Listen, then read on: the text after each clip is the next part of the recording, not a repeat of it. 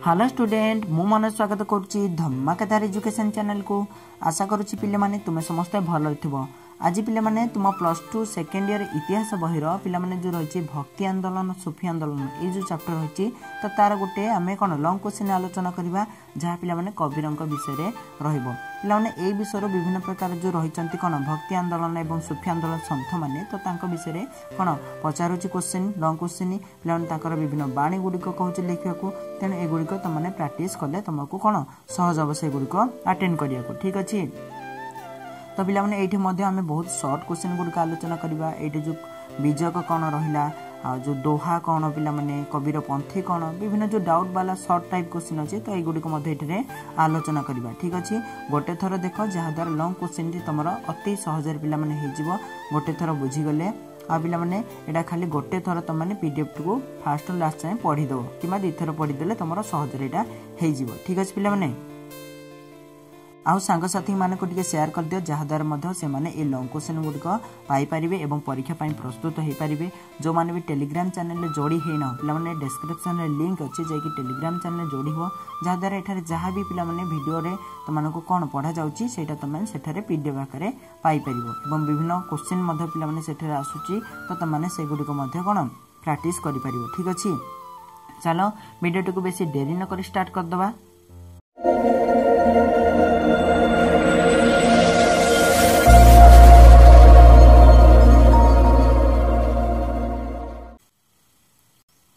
देख पिला माने कबीर विषय लंग टाइप क्वेश्चन पढ़िया पूर्व तो कबीर विषय टी आम जानीदबा कि कबीर जो पिला माने थिले कौन 1300 पिला माने 98 जन्म ग्रहण करथिले एवं 1518 मृत्युवरण करथिले एमिति 120 वर्ष तांकर कौन थिला जीवन काल थिला।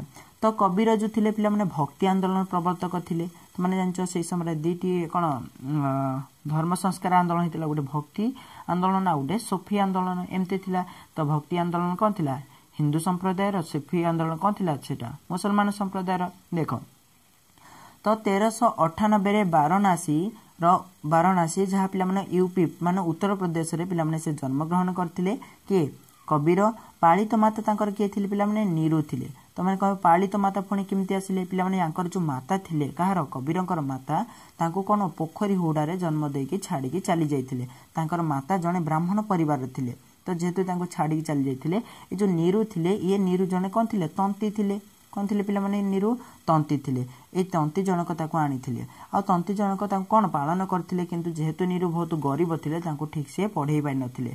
तो सेई समय तांकर धर्म प्रति आसक्ति रहिथिला कबीरंकर जा फळे से कौन करथिले धर्म प्रचारक होइथिले। आ जहाँकर कौन पिला माने उभय हिंदू एवं मुसलमान उभय शिशु पिला माने तांकर कौन उभय कौन शिष्य देखा मिलला पिला माने ठीक अच्छे। तो तांकर मृत्यु होइतिला केबे मृत्यु होइतिला 1518 ख्रीष्टाब्द पिला माने तो कोठी होइतिला उत्तर प्रदेश रो गोरखपुर निकट रे गोटे रहिछि कोन मोघार पिला माने कोन नाटा होछि मोघार एटा मध्ये से उत्तर प्रदेश रो रहिछि का निकट रे गोरखपुर निकट रे। तो सेठा तांकर मृत्युवरण होइतिला। पिला माने कबीरंकर पत्नी मध्ये थिले तांको ना होछि कोन लोही थिला हैला। तांकर दुईटी संतान थिले पिला माने कोन कमली आ कमला ए दुई जण तांकर कोन थिले संतान थिले।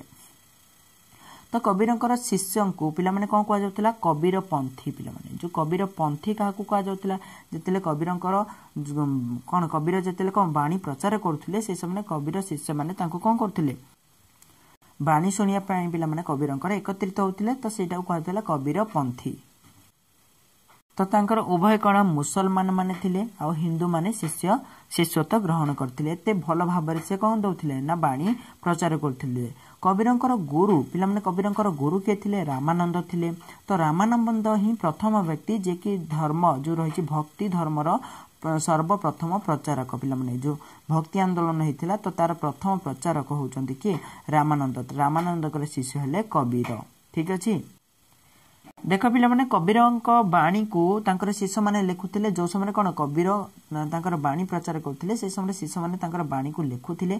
तो सेटा जो ग्रंथ रे लेखा हे कि रहिছে तांकर बाणी गुडीक तो सेई ग्रंथ को आमे कहचे बीजक ग्रंथ कोन कहचे पिला माने ग्रंथर नाम होची बीजक ग्रंथ आ जो शिष्य मान को एकत्रित हे कि रहिथिले तांको कहै जातला कबीर पंथी ठीक अछि। कबीर पंथी आ बीजक हाँ पिलाने कबीर हिंदी भाषा रे भजन रचना करथिले जो भजन पिलाने अनेक मर्म कथा रही पिलाने अनेक कौन तत्व कथा रही है तो सेटा को ही कह जाउथला दोहा कौन कह जाउथले पिलाने दोहा कह जाउथला ताले जानि पाइलो विजयक कौन कबीर पंथी कौन आ दोहा कौन देख तांकर मुख निश्चित बाणी पिलाने तो सेटा प्रेम थिला तांकर कौन मुख्य बाणी पिलाने तो से कहते सब प्रेम आम पाइपर ठीक अच्छे कबीर कही जीवन और मृत्यु पिलाने आउ गोटे कथा कहते कबीर जीवन और मृत्यु कबल रक्षा पाइबार अन्य नाम हूँ मुक्ति पिलाने जब तुम मुक्ति पाई जाऊ ताले जीवन और मृत्यु जो यहाँ रही तो ये तुमने कौन रक्षा पाइपर तो यहीटा को अन्य गोटे भाषा थिला निर्भय पद कहुला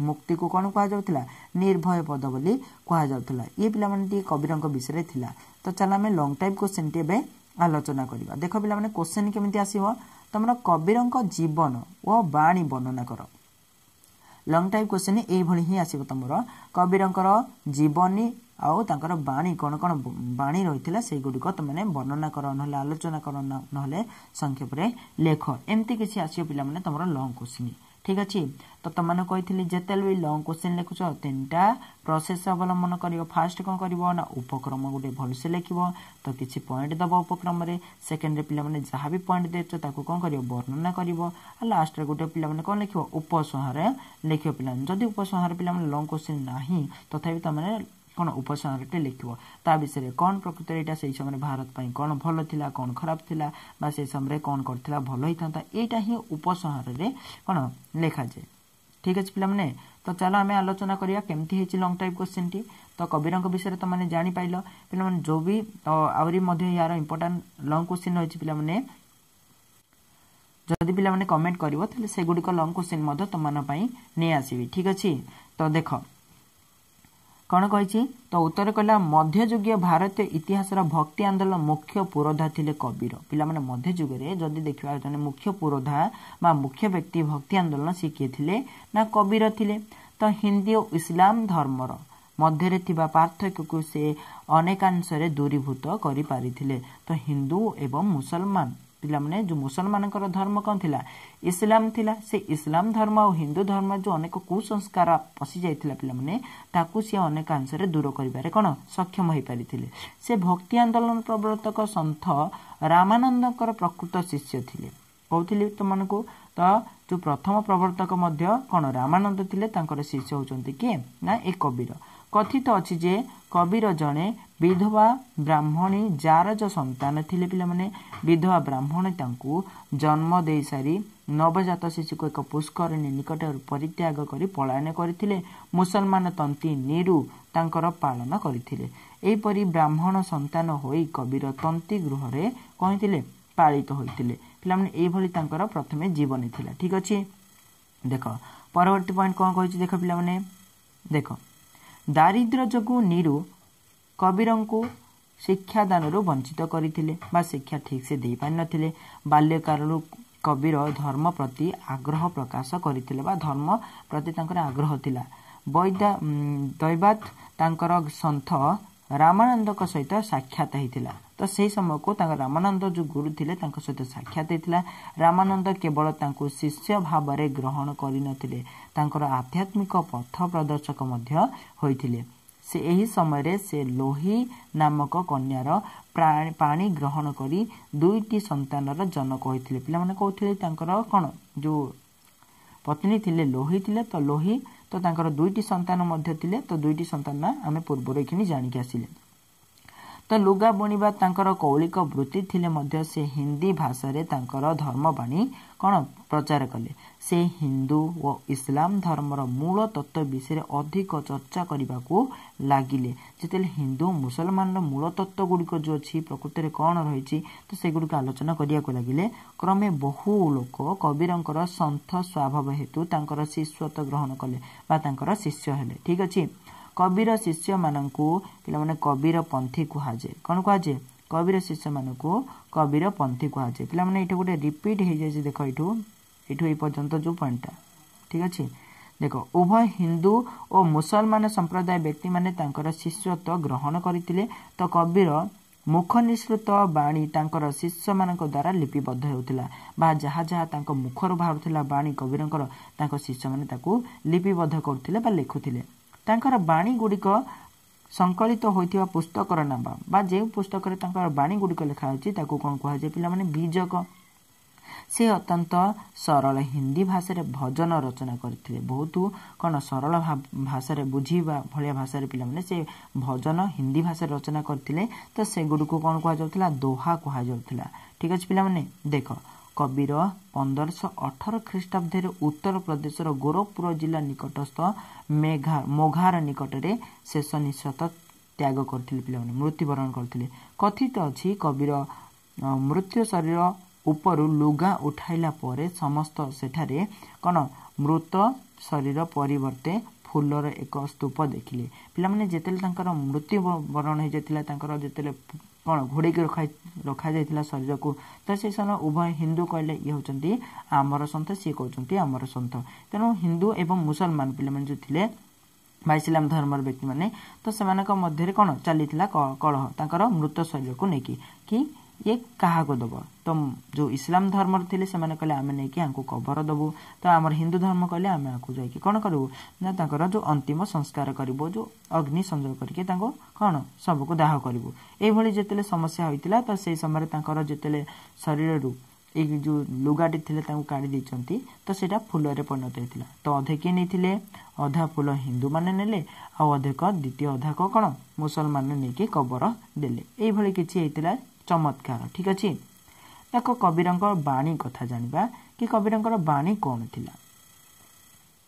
देख कबीर नीति बाणी अत्यंत सरल थिला बहुत बुझिला भलिया थिला। तांकर रचित दोहा गुड़िक मध्य से भक्तिवादर प्रचार करथिले भक्तिवादर प्रचार करथिले से दोहा पिला माने दोहा कौन ना जो भजन लिखुथिले पिला माने कौन हिंदी भाषा रे सरल हिंदी भाषा रे सही नीतिबाणी गुड़िक थिला अत्यंत सरल ओ मार्मिक मर्म कथा पिला माने सेठी लिखा जाउथिला बहुत सरल अत्यंत सरल थिला नीतिबाणी गुड़िक।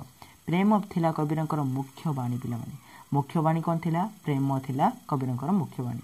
प्रेम माध्यम रे समग्र मानव जाति को एकत्र करि हेबो बोली कबीर उपदेश प्रदान करथिले पिला माने। तो से कहिथिले कि कौन प्रेम द्वारा आम सब किसी कौन हासिल करहब।